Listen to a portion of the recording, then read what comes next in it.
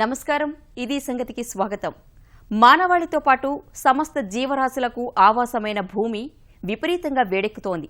వాతావరణం గతి తప్పుతోంది. అధిక ఉష్ణోగ్రతలు, అకాల వర్షాలు భయపెడుతున్నాయి. సంద్రాలు జనావాసాలను ముంచెత్తుతున్నాయి. భూకంపాలతో భూమి బద్దలవుతోంది. అగ్నిపర్వతాలు బీభత్సం సృష్టిస్తున్నాయి. ఇవి మున్ముందు మరింత హెచ్చే ముప్పు ఉండొచ్చన్న సంకేతాలు భయాందోళనకు గురిచేస్తున్నాయి. వాటన్నింటికీ ప్రత్యక్షంగానో పరోక్షంగానో ప్రధాన కారణం పర్యావరణ మార్పులు. పర్యావరణానికి హాని కలిగిస్తూ సహజ సంపదను నాశనం చేస్తుండడం వల్ల కూర్చున్న కొమ్మను తానే నరుక్కున్న చందంగా పరిస్థితి తయారవుతోంది.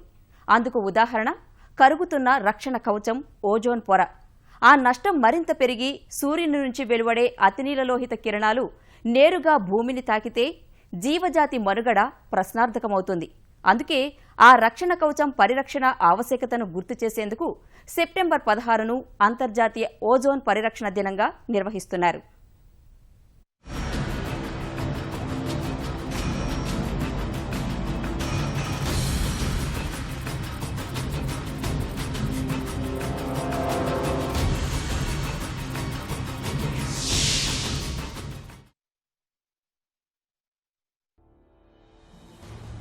భగభగా మండే ప్రచండ అతినీలలోహిత కిరణాలు నేరుగా భూమిని తాకితే ఏమవుతుంది?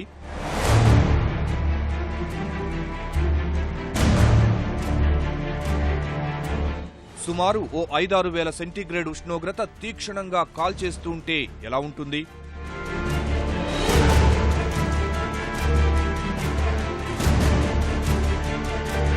ఈ నేల కూడా మరో మండే అగ్నిగోళం కావడం మినహా వేరే ఏం మిగలదేమో.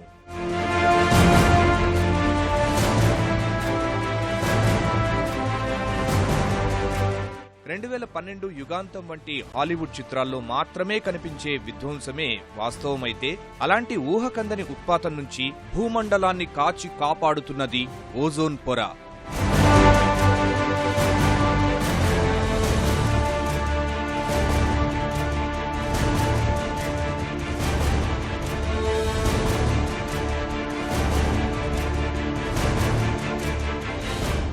హిమపర్వత సానువులు, మహాసముద్రాలు, మహారణ్యాలు, మానవ నాగరికతలు అన్నీ ఆ చల్లని నీడలో ఉద్భవించి విరాజిల్లుతున్నవే. ఖచ్చితంగా చెప్పాలంటే భూమి నుంచి దాదాపు 20-30 కిలోమీటర్ల ఎత్తులో స్ట్రాటోస్పియర్ కింది భాగంలో ఉండి భూమిని కంటికి రెప్పలా కాపాడుతున్న కవచం ఓజోన్. మన కోసం ప్రకృతి సిద్ధమైన అద్భుత రక్షణ ఏర్పాటు.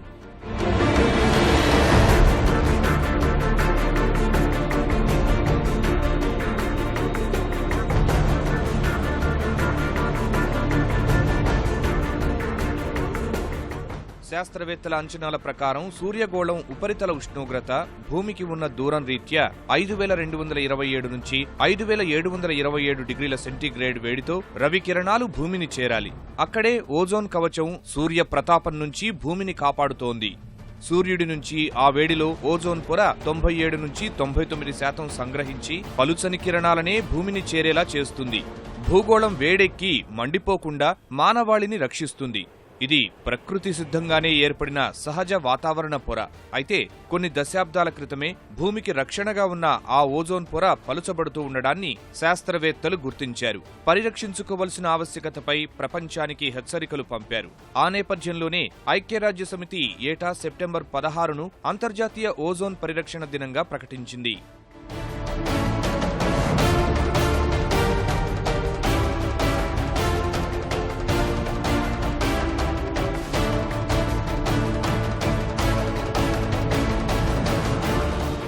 అది ఒక ప్రొటెక్షన్ లేయర్ లాగా ఉంటుంది. ఓజోన్ లేయర్ అంటేనే it is a protection layer. So దాంట్లో 2 రకాలుగా ఉంటుంది. ఆ లేయర్ ఏం చేస్తుంది అని అంటే, ఒక సూర్యరశ్మి నుండి మనకు చాలా రకాల వాయువులు, అందులో మంచి సూర్యరశ్మి ఎలా ఉంటుందో దాంతోపాటు విషవాయువులు కూడా దాని నుండి రిలీజ్ అవుతూ ఉంటాయి. సో ఈ ఓజోన్ పొర ఏం చేస్తుంది అంటే వాటిని అక్కడే స్టాప్ చేసేసి మన భూమి మీదకి రాకుండా కాపాడుతుంది ఓజోన్ పొర. సో దానివల్ల ఏమవుతుందనంటే మనకు ఎలాంటి నష్టం జరగకుండా అబ్జర్వ్ చేయడం వల్ల స్ట్రాటోఫియర్ అని అంటారు దాన్ని, అప్పర్ స్ట్రాటోఫియర్ దగ్గర ఉన్న ఇదంతా కూడా ఈ ఓజోన్ పొర మనకు ఆ విషవాయువుల్ని తీసుకొని భూమి మీదకి రాకుండా కాపాడుతూ ఉంటుంది. సో అది ఇంకా నిజంగా చెప్పాలంటే ఒక గొడుగులాగా మనల్ని కాపాడుతుంది. వర్షం నుండి మనం గొడుగు పట్టుకుంటే ఎలా కాపాడుకుంటాం అలా కాపాడుతుంది.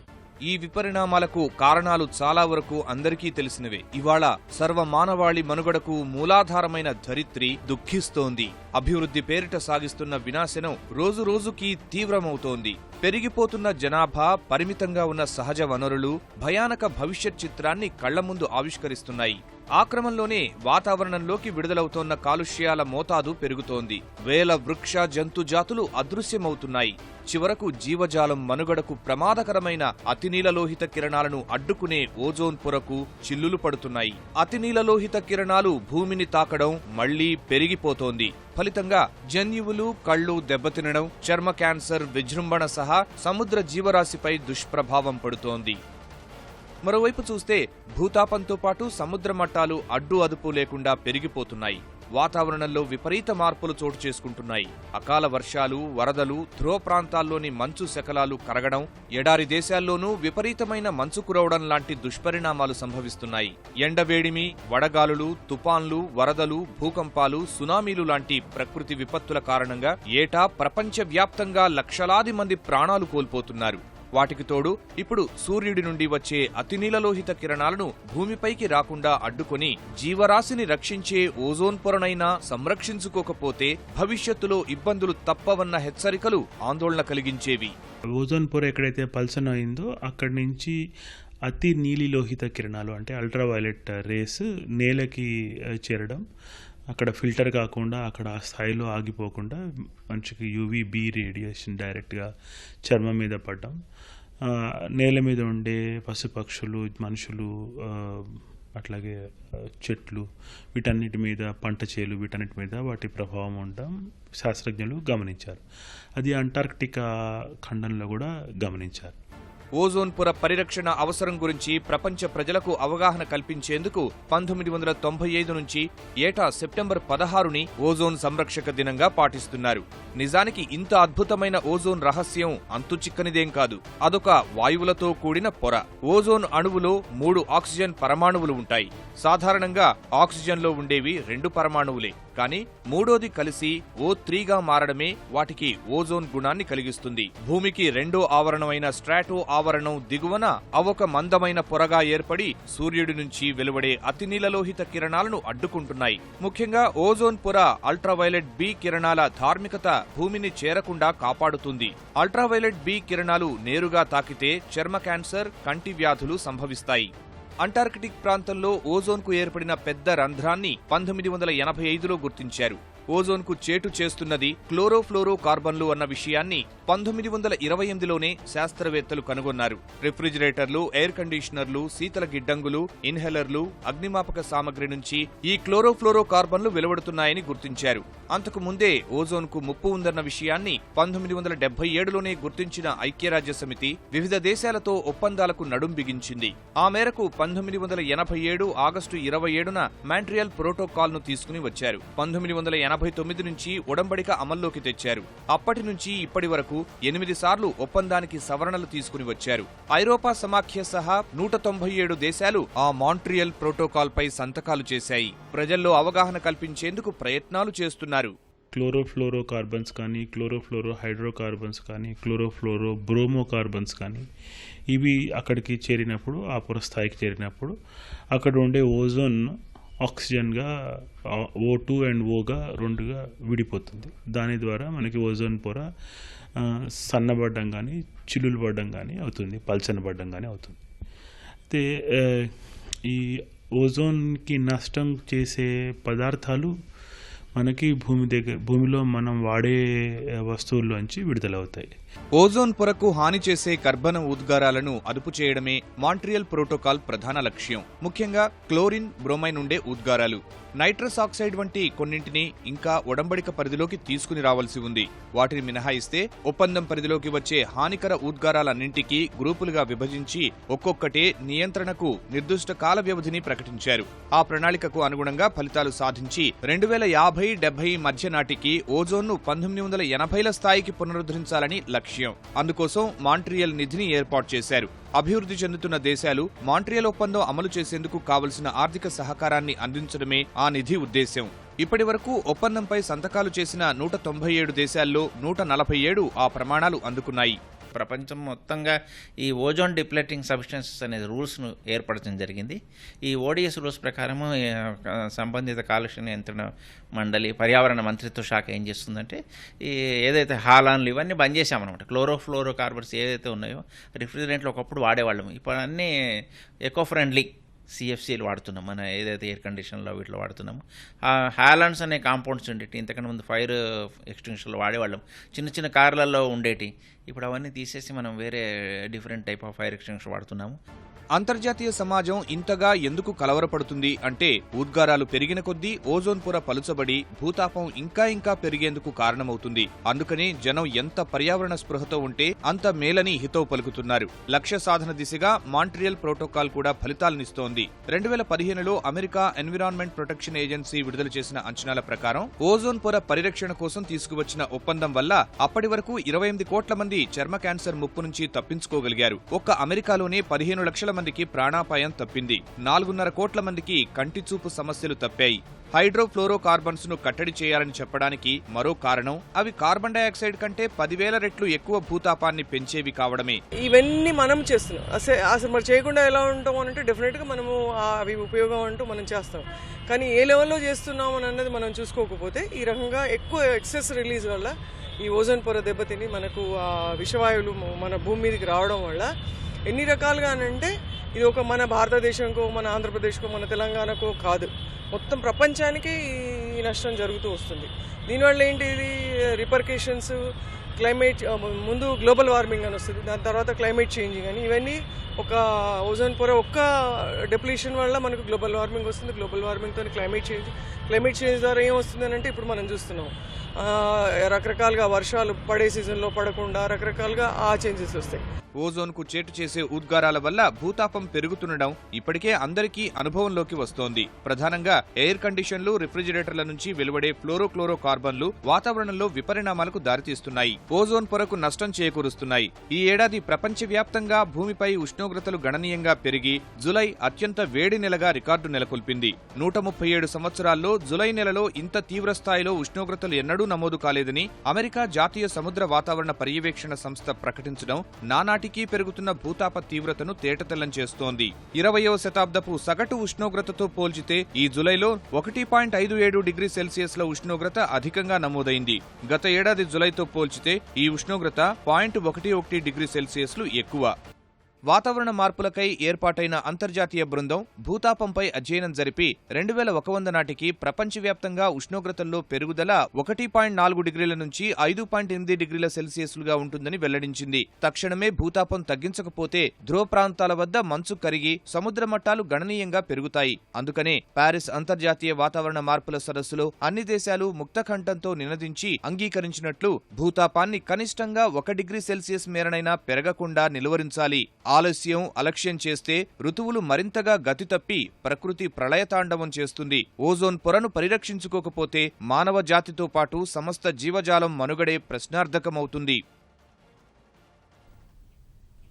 ఉత్తరప్రదేశ్ రాజకీయాల్లో అసలేం జరుగుతోంది? తండ్రి, బాబాయి, కొడుకు మధ్య ముదిరి వీధిన పడ్డ గొడవలు రోజుకో మలుపు తిరుగుతున్నాయి. వాటికి సంబంధించి ఎవరికి వారు నచ్చిన రీతిలో వివరణ ఇస్తున్నారు. ఇదేదో మంచి డ్రామాలా ఉందే అని కొందరు ఆనందపడుతుంటే సాధ్యమైనంత లబ్ధి పొందాలని విపక్షాలు ప్రయత్నిస్తున్నాయి. మొత్తంగా మాత్రం ఈసారి యూపీ ఎన్నికలు రసవత్రంగా జరగనున్నాయి. అవకాశం లేకపోయినా కాంగ్రెస్ శక్తి మేర ప్రయత్నిస్తుంటే బీహార్, ఢిల్లీ దెబ్బతో భాజపా ఆచితూచి అడుగులు వేస్తోంది. బీఎస్పీ మరోసారి సోషల్ ఇంజనీరింగ్ అస్త్రానికి సాన పెడుతోంది. ఆ వివరాల సమాహారం ఈ కథనం.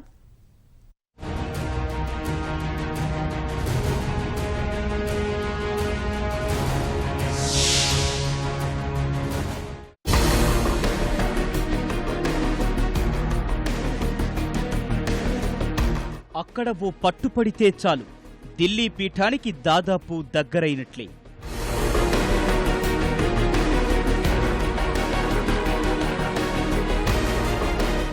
శతాబ్దాల చరిత్రలోని శక్తివంతమైన సామ్రాజ్యాలు అందించిన స్ఫూర్తితో ఇప్పటికీ యావత్ దేశ రాజకీయాల్ని శాసిస్తుంటాయి అక్కడి పరిణామాలు.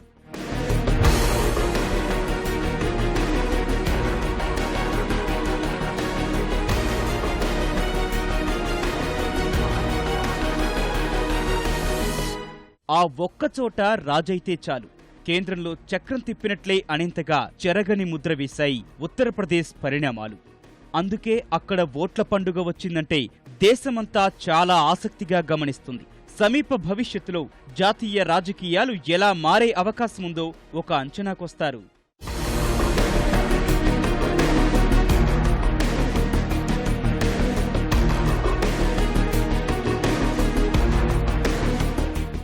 ఈసారి కూడా యూపీ అసెంబ్లీ ఎన్నికలకు సమయం దగ్గర పడుతున్న కొద్దీ అక్కడి రాజకీయాలు రసవత్తరంగా మారుతున్నాయి. ఇతర పార్టీల సంగతేమో గాని అధికార సమాజ్వాదీ పార్టీ కుటుంబ కలహాలతో నిత్యం వార్తల పతాక శీర్షికల్లో నిలుస్తోంది. గొడవలు నిజంగానే ఉన్నవా లేక ఇతర విషయాల నుంచి పక్కదారి పట్టించడానికి సృష్టించినవా అన్న అనుమానాలు పక్కన పెడితే రోజుకో మలుపు చోటు చేసుకుంటోంది. తేరుకొని అర్థం చేసుకునే లోపే మరో ఊహించని సన్నివేశం రక్తి కడుతోంది. నిజానికి ఎన్నికల వేళ ఏ పార్టీ అయినా అంతర్గత సమస్యలు లేకుండా చూసుకుంటుంది. ముఖ్యంగా పార్టీలో ఎలాంటి అసంతృప్తులు తలెత్తకుండా జాగ్రత్త పడుతుంది. ప్రస్తుతం సమాజ్వాదీ పార్టీలో జరుగుతున్నది మాత్రం వేరు. విపక్షాల లోపాలను అనుకూలంగా మార్చుకోవాల్సిన అధికార పార్టీ తన వ్యవహార శైలిలో తనకు తనే తన్నుకు చస్తోంది. తండ్రి తనయుడు బాబాయి అబ్బాయిల కేంద్రంగా నడుస్తోన్న ఆ పంచాయతీ గురువారం తీవ్ర స్థాయికి చేరింది. అబ్బాయి అఖిలేష్ తీరుపై అలకబోయిన శివపాల్ యాదవ్ గతంలో హెచ్చరించినట్టుగానే మంత్రి పదవికి రాజీనామా చేశారు. ములాయం మరో సోదరుడు రామ్ గోపాల్ యాదవ్, మంత్రి ఆజం ఖాన్ మాత్రం అఖిలేష్ కు మద్దతు పలుకుతున్నారు. ములాయం కుటుంబంలో గొడవలు ఇప్పటికిప్పుడు రేగినవి కావు. కుటుంబ పార్టీలో చాలా కాలంగా ఉప్పు నిప్పులా మారిన పరిణామాలు నెల రోజుల ముందు ఒక్కసారిగా చిటపటలాడటం మొదలయ్యాయి. ఆగస్టు 15న బాబాయ్ విషయంలో కుమారుడు సరిగా వ్యవహరించటం లేదన్న సమాజ్వాదీ అధినేత ములాయం తను తలుచుకుంటే ప్రభుత్వమే పడిపోతుందని చెప్పి కలకలం రేపారు. అలా అని నెల రోజులైందో లేదో శివపాల్ యాదవ్ కు సన్నిహితుడైన యూపీ ప్రభుత్వ ప్రధాన కార్యదర్శి దీపక్ సింఘాల్ను అఖిలేష్ తొలగించారు. బాబాయ్ అబ్బాయి మధ్య గొడవలు ముదిరి పాకాన పడ్డాయి. ములాయమే రంగంలోకి దిగినా పరిస్థితి మారలేదు. ఆయన అక్కడితో ఆగలేదు. తమ్ముడికి జరిగిన అన్యాయానికి బదులుగా పార్టీ అధ్యక్ష పదవిని కుమారుడి నుంచి లాక్కొని ఆయనకు కట్టబెట్టారు. రగిలిపోయిన అఖిలేష్ బాబాయ్ శివపాల్ దగ్గర నుంచి కీలక శాఖలు లాగేసుకున్నారు. అలాగే బాబాయ్కి దగ్గరైన 2 మంత్రులపైన వేటేశారు. ఈ వ్యవహారంతో ఎస్పీ అంతర్గత కుమ్ములాట మరింత తీవ్ర రూపు దాల్చింది. రచ్చ అంతా బహిరంగమైంది. అన్న ఏం చెబితే అది చేస్తానని చెప్పిన తమ్ముడు శివపాల్ యాదవ్ అసలు ములాయం మాట కూడా లెక్క చేయలేదు. అఖిలేష్ కూడా నాన్న ఎలా చెప్తే అలా చేస్తానని అంటూనే తన సొంత నిర్ణయం తీసేసుకున్నారు. అయితే ఇది కుటుంబ పోరాటం కాదని, ప్రభుత్వ పోరాటమని చెప్పిన అఖిలేష్ ఈ వివాదం బయటి వ్యక్తుల వల్లే వచ్చిందని అన్నారు. ఆ బయటి వ్యక్తి అమర్ సింగేరని అఖిలేష్ పక్షంలో ఉన్నవారు చెబుతున్నారు. అయితే అఖిలేష్ శివపాల్ యాదవ్ల మధ్య గొడవ మొదలవడానికి ప్రధాన కారణం ప్రభుత్వ ప్రధాన కార్యదర్శి నియామకమే అని తెలుస్తోంది. ప్రధాన కార్యదర్శి దీపక్ సింఘాల్ చుట్టూ అనేక వివాదాలు ఉన్నాయి. సరిగ్గా మరో 6 నెలల్లోపు ఉత్తరప్రదేశ్ విధానసభ ఎన్నికలు జరగబోతున్నాయి. ఉత్తరప్రదేశ్లో ఎన్నికలంటే ఓ దేశంలో ఎన్నికలు జరుగుతున్నట్టే. జనాభా రీత్యా దేశంలోనే పెద్దదైన ఈ రాష్ట్రంలో ముస్లింలు, దళితులు, బ్రాహ్మణుల నుంచి ఎవరు ఎక్కువ మద్దతు సాధిస్తారో వారికే అధికారం చేజిక్కుతుంది.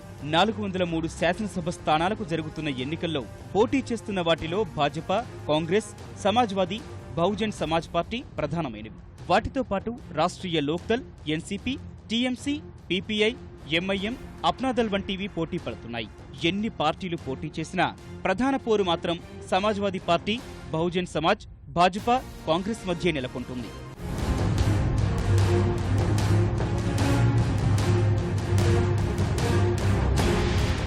గత ఎన్నికల్లో సమాజ్వాదీ పార్టీ 224 స్థానాలు గెలుచుకుంది.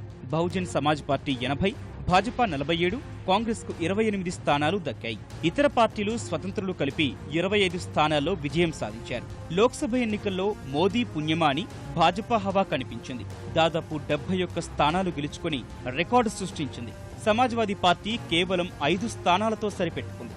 గత అసెంబ్లీ పోరులో ఘన విజయం సాధించిన ములాయం పార్టీ 2 ఏళ్లు తిరిగేసరికి ప్రాభవం కోల్పోయి లోక్సభ ఎన్నికల్లో చతికిలబడింది. కాంగ్రెస్ పరిస్థితి మరీ ఘోరం. ఈ నేపథ్యంలోనే ఎన్నికల నాటికి సమాజ్వాదీ పార్టీ కుటుంబ కలహాలు సమసిపోకపోతే పోటీ ప్రధానంగా భాజపా, బీఎస్పీల మధ్యనే కేంద్రీకృతమయ్యేట్లు కనిపిస్తోంది. బహుజన్ సమాజ్ పార్టీ అధినేత్రి మాయావతి కూడా ఈసారి వ్యూహం మార్చారు. తమకు గతంలో అధికారం అందించిన సోషల్ ఇంజనీరింగ్ అస్త్రానికే మరింత పదును పెడుతున్నారు. బహుజనులతో పాటు బ్రాహ్మణులను కలిసికట్టుగా సాగే పనిలో పడ్డారు. మొత్తం మీద 2017 ఉత్తరప్రదేశ్ అసెంబ్లీ ఎన్నికల ఫలితాలు జాతీయ రాజకీయాల తీరుతెన్నులను శాసించబోతున్నాయి.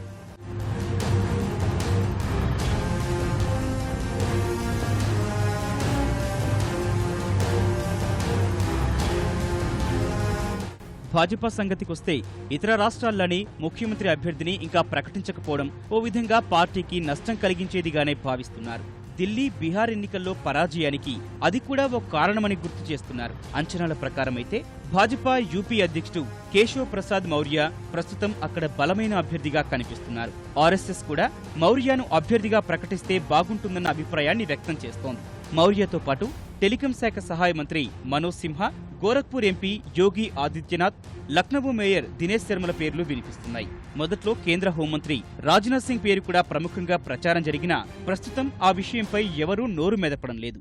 యూపీ ఎన్నికల ప్రభావం ఆ తర్వాత జరిగే రాష్ట్రాల ఎన్నికలు 2019లో వచ్చే లోక్సభ ఎన్నికలపై పడుతుంది. కాబట్టి సంఘ్ పరివార్ కూడా ఆచితూచి అడుగులు వేస్తోంది. ప్రస్తుతం ఆర్ఎస్ఎస్ చీఫ్ మోహన్ భగవత్, విశ్వ హిందూ పరిషత్ అధ్యక్షుడు చంపత్ రాయ్ లక్నవూ, అలహాబాద్లో ఉండి అభ్యర్థుల ఎంపిక ప్రక్రియను పరిశీలిస్తున్నారు. అంతేగాక రామమందిర సమస్య పక్కన పెట్టి అభివృద్ధి, కుల సమీకరణల ప్రాతిపదికపై విజయం సాధించాలని భాజపా వ్యూహంగా కనిపిస్తోంది. అందుకే దళితులు, యాదవేతర బీసీలను ఆకట్టుకోవడంపై దృష్టి కేంద్రీకరించింది. ఇక యూపీ ఎన్నికల్లో భాజపా బాగా లాభపడుతుందని సర్వేలు చెబుతున్నప్పటికీ సమాజ్వాదీ పార్టీ గట్టిగానే పోటీ ఇస్తుందని తెలుస్తోంది. అయితే ఈసారి ఎస్పీ అతిపెద్ద పార్టీగా అవతరించే వీరున్నా మెజారిటీ వచ్చే అవకాశాలు కనిపించడం లేదని లోక్ నీతితో కలిసి ఏబీపీ న్యూస్ చేసిన సర్వేలు చెబుతున్నాయి. అందువల్ల ఈసారి ఉత్తరప్రదేశ్లో సంకీర్ణ ప్రభుత్వానికే అవకాశం ఎక్కువని అంచనా వేస్తున్నారు. ఆగస్టులో చేసిన అభిప్రాయ సేకరణ ప్రకారం ప్రభుత్వ వ్యతిరేక ఓట్లు తట్టుకొని సమాజ్వాదీ పార్టీ అతిపెద్ద పార్టీగా అవతరిస్తుంది. సుమారు 30% ఓట్లు ఎస్పీకి వచ్చే అవకాశం ఉంది. భాజపాకు 27%, బీఎస్పీకి 26% ఓట్లు రావచ్చని అంచనా. సార్వత్రిక ఎన్నికల్లో అప్నాదల్తో కలిసి 71 స్థానాలు గెలుచుకున్న కమలదళానికి అప్పటితో పోల్చితే ఈసారి ఓట్లు తగ్గడం స్పష్టంగా కనిపిస్తోంది. ఆ పరిణామం సమాజ్వాదీ పార్టీ, బహుజన్ సమాజ్ పార్టీకి ప్రయోజనం చేకూర్చేది. కాకపోతే కులం కార్డుపై ఆధారపడ్డ బీఎస్పీ ఈసారి పార్టీలో తీవ్ర అసంతృప్తిని ఎదుర్కొంటోంది. వాటి ఫలితంగానే ఎన్నికల్లో బ్రాహ్మణ ఓట్లు కీలకంగా మారడం వల్లే వారి మెప్పు కోసం పార్టీ నేతల్ని సాగనంపేందుకు వెనకాడలేదు అధినేత్రి మాయావతి. దేశవ్యాప్తంగా దళితులపై జరిగిన దాడుల ఘటనలను అనుకూలంగా మలుచుకునే అవకాశాలు కనిపిస్తున్నాయి. కానీ ప్రధానమంత్రి మోదీ కూడా దళితులపై దాడులను తీవ్రంగా పరిగణిస్తుండటం వల్ల ఇప్పుడు మాయావతి పరిస్థితి ఇబ్బందికరంగానే కనిపిస్తోంది.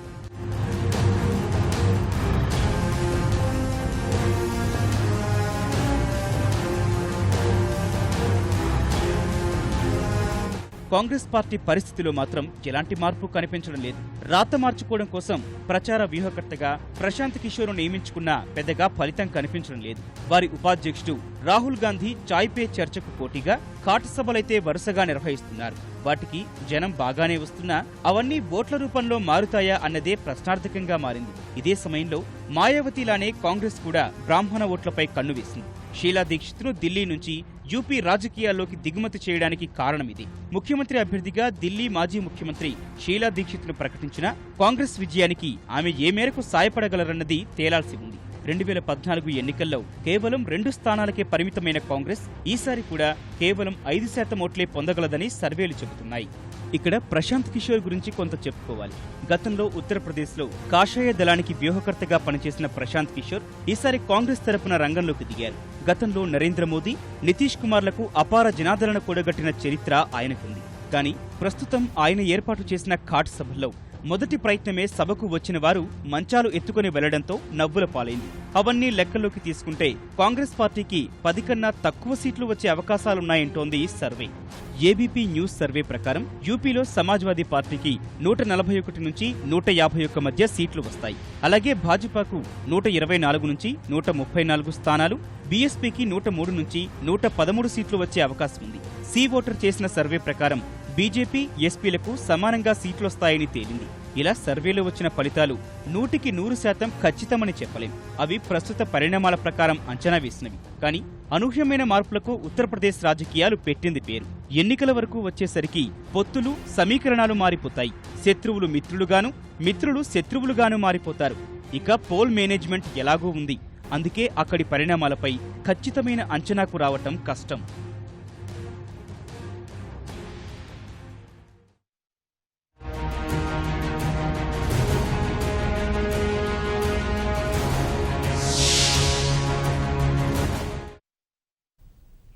ఇది సంగతి. మరిన్ని విభిన్న కథాంశాలతో మళ్ళీ కలుసుకుందాం. నమస్కారం.